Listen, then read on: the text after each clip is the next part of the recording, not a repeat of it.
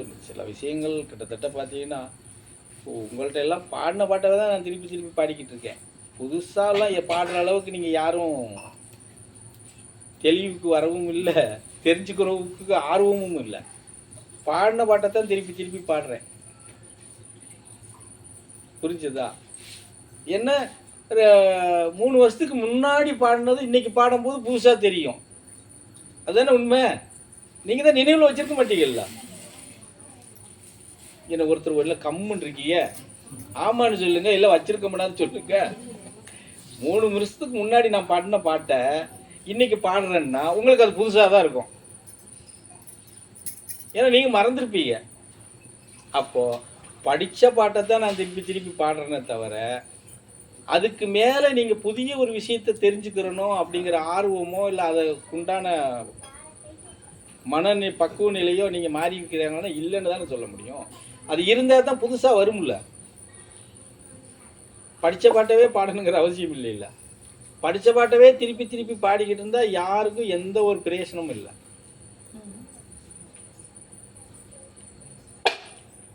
ஒன்றும் கிடையாது. அவர் ஒரு ஓவியர் அன்னைக்கு எழுத்தாளர் தான் அன்னைக்கு கேட்டார், சாமி இவ்வளவு சிரமப்பட்டு எனக்கு சம்பளம் கொடுத்து என்னைய வர வச்சு இவ்வளவு செய்கிறீங்களே, வர்ற பக்தர்கள் இதை வந்து ஏதாவது ஒரு முறையாவது அப்படி படித்து பார்க்காங்களா அப்படின்னு கேட்டார்.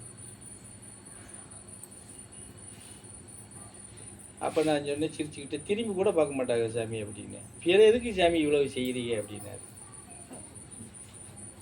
இன்னைக்கு இல்லைன்னா என்னைக்காவது ஒரு நாளைக்கு அது திரும்பி பார்ப்பாங்க இல்லையா, அதுக்காக செய்கிறேன் சாமின்னாரு. இது ரொம்ப கடுமையான சகிப்புத்தன்மையாக இருக்குது சாமி அப்படின்னு. அது மாதிரி தான் இப்போ எழுதி போட்டு கூட 1 மாதம் ஆச்சு. சும்மாவாவது அதுக்குள்ளே போய் யாராவது பார்க்கீங்களா? யாரும் பார்த்தது மாதிரி எனக்கு தெரியல. அப்படி பார்த்து நீங்கள் படிச்சிருந்தீங்கன்னா தான் உங்களுக்கு வந்து புத்தி மூளை வந்திருக்குமே, உங்கள் பாதையில் சொல்ல போனால். அப்படி வந்தது மாதிரி தெரியலையே.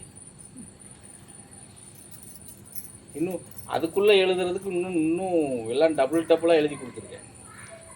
அங்கே சாமி பீடத்துக்குள்ளே எழுதுறதுக்கு இங்கேயாவது கம்மியாக தான், விளக்கங்கள் கம்மியாக தான் கொடுத்துருக்கேன்.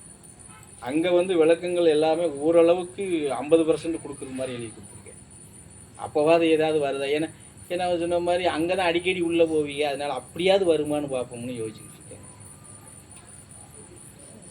இது கூட தியான கூடல் தானே, ரொம்ப போக மாட்டீங்க என்ன, அதனால் அங்கே தானே எல்லாமே பண்ணுறீங்க, அங்கேயாவது அப்படியாவது தெளிவு வருதான்னு பார்ப்போம். வேற என்ன செய்ய?